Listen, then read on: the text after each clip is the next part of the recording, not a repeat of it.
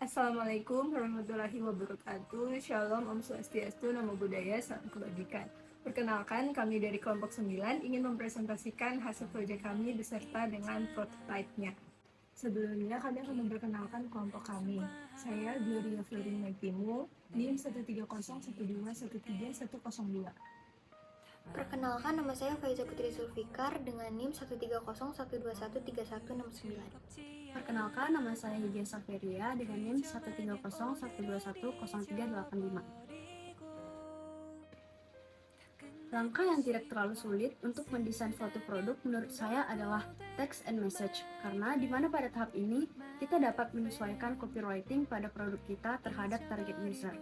Selain kata-kata yang menarik, juga menggunakan kata sederhana seolah membujuk yang biasa digunakan dalam kehidupan sehari-hari. Menurut saya, langkah yang paling mudah yaitu clear text and message. Kenapa itu? Karena pada langkah tersebut kita menggunakan bahasa-bahasa yang tidak baku dan mudah dimengerti oleh user. Menurut saya, langkah yang paling mudah adalah provide effective feedback, karena desainer hanya perlu menampilkan persentase atau progres tergantung dari suatu web atau aplikasi. Langkah yang paling sulit menurut saya adalah understand business function, karena jika ingin memasarkan suatu produk, tentu harus memperhatikan prospek bisnisnya. Selain desain yang bagus, yang dapat membuat user nyaman dalam menggunakan suatu aplikasi merupakan prospek bisnis yang memegang peran penting untuk membuat suatu produk tersebut banyak digunakan oleh user. Sebelum membuat produk, harus melihat keunggulan produk kita sendiri, mencari solusi dari masalah yang ada, serta melihat produk saingan juga. Belum lagi, kalau produk yang akan kita buat mirip dengan produk yang sudah memiliki brand yang besar. Kita harus pintar mencari celah akan keunggulan produk kita. Menurut saya, langkah yang paling sulit yaitu understand the principles of good interface and screen design. Kenapa itu? Karena pada langkah ini kita harus bisa menerapkan prinsip desain dan harus memperhatikan baik-baik mengenai konsistensi, simplicity, dan konteks. Dan ini yang paling sering diperhatikan oleh user, sehingga pada langkah ini benar-benar harus memperhatikan dengan baik agar user menjadi nyaman untuk menghadapi perangkat lunak yang kita buat. Menurut saya, langkah paling sulit yaitu understand business function. Desainer harus mengerti dan menerapkan setiap tahapan dan mengidentifikasikan alur kerja setiap task berdasarkan persona user. Kita juga harus memastikan sebuah organisasi berjalan dengan benar bagi pelanggan, karyawan, pemimpin, dan pemegang saham. Berikut merupakan tahapan dan dokumentasi dari analisis aplikasi Seloe yang kami buat. Masalah yang coba diselesaikan oleh aplikasi Seloe LMS ini adalah mahasiswa yang kesulitan melihat deadline tugas serta mata kuliah yang ada, dan juga alternatif bagi mahasiswa yang kesulitan membuka web Seloe LMS. Dengan adanya Seloe LMS ini, mahasiswa lebih mudah mengecek deadline, tugas yang ada pada fitur timeline, serta melihat materi dan juga nilai setiap matkul yang disusun secara rapi dan mudah dimengerti dan digunakan. Pihak yang dapat terbantu dengan masalah tersebut adalah mahasiswa serta mahasiswi Telkom University selama perkuliahan. Goal dari user yaitu mahasiswa Telkom University adalah untuk mempermudah mendapat materi dan informasi selama perkuliahan. Motivasi user untuk memperoleh informasi tentang deadline tugas, kuis, melihat nilai, melihat materi, pengumuman, dan juga informasi-informasi lainnya selama perkuliahan. Situasi user saat menghadapi masalah tersebut adalah mengharuskan mahasiswa untuk melakukan segalanya secara offline, seperti mengumpulkan tugas langsung kepada dosen, mengerjakan kuis secara onsite, melihat nilai tidak bisa bebas di mana saja dan kapan saja. Terdapat dua faktor yang mempengaruhi user saat menghadapi masalah, yaitu pertama faktor eksternal, web Seloe LMS tidak bisa dibuka, dan yang kedua itu faktor internalnya, user ingin lebih mudah mengakses LMS tanpa harus membuka web. Menurut kami, aplikasi Seloe LMS sudah menyelesaikan mayoritas masalah yang kami identifikasi. Presentasi kelayakan dalam menyelesaikan masalah adalah 90%. Masalah baru menurut kami yang belum tersentuh adalah notifikasi akan deadline tugas. Berikut merupakan tahapan dan dokumentasi dari analisis aplikasi Seloe yang kami buat. Melalui kuesioner yang kami bagikan kepada mahasiswa-mahasiswi Telkom University. Analisis dan evaluasi. Pada langkah 1, masalah yang diselesaikan oleh aplikasi Seloe LMS yaitu memudahkan user melihat informasi tentang materi deadline, dan juga pengumuman, serta menjadi alternatif jika kesulitan membuka web. Kemudian langkah 2, masalah yang diselesaikan aplikasi Seloy LMS yaitu memudahkan user melihat informasi tentang materi, deadline, dan juga pengumuman. Analisis dan evaluasi yang berikutnya, yang pertama ada langkah 1, yaitu aplikasi Seloy LMS cukup dipahami dan memiliki tampilan yang sudah cukup baik. Langkah kedua, aplikasi Seloy LMS cukup dipahami tetapi memiliki tampilan yang masih kurang. Analisis dan evaluasi yang berikutnya, pada langkah 1, fitur yang perlu ditambahkan adalah fitur notifikasi deadline.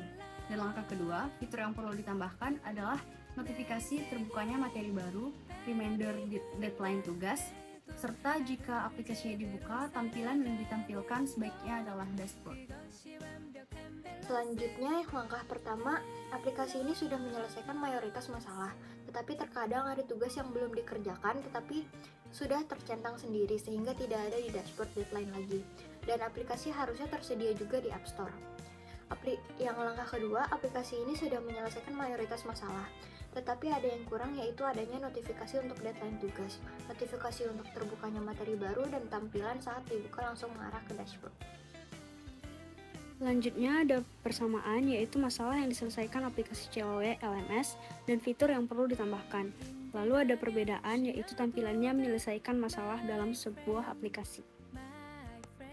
Berikut contoh dari user persona yang kami ambil, di mana user persona tersebut merupakan mahasiswa Telkom University. Berikut merupakan flowchart dari aplikasi kami, di mana saat membuka aplikasi Seloy, user akan diarahkan untuk sign in. Setelah sign in, user akan berada pada beranda di mana terdapat dashboard pada beranda situs. Lalu terdapat tombol navigasi kalender yang berisi kalender acara, pemberitahuan, yang berisi assignment notification di mana saat dihidupkan akan muncul pemberitahuan. Lalu ada nilai-nilai yang berisi nilai setiap matkul, dan yang terakhir ada menu yang berisi profile, site blog, file, bantuan, setting, serta logout. Bagian mental model user yaitu ada 3, goals, frustration, dan need. Goals-nya yaitu mengerjakan tugas dengan tepat waktu, memahami materi perkuliahan, mengakses materi perkuliahan, dan mengumpulkan tugas. Frustration-nya yaitu ada 5, sering lag, maintenance di jam pengerjaan tugas, kuis tidak bisa kembali atau lanjut ke soal berikutnya dengan mengklik nomor, kurangnya performa fitur flag pada kuis, aplikasi tidak tersedia di iOS. Dan yang ketiga itu need, ada 4. Yang pertama scan presensi, yang kedua notifikasi deadline, yang ketiga notifikasi terbukanya materi baru, dan yang keempat notifikasi adanya tugas baru yang terbuka. Berikut merupakan HTA dari aplikasi kami, di mana tidak beda jauh dari flowchart sebelumnya.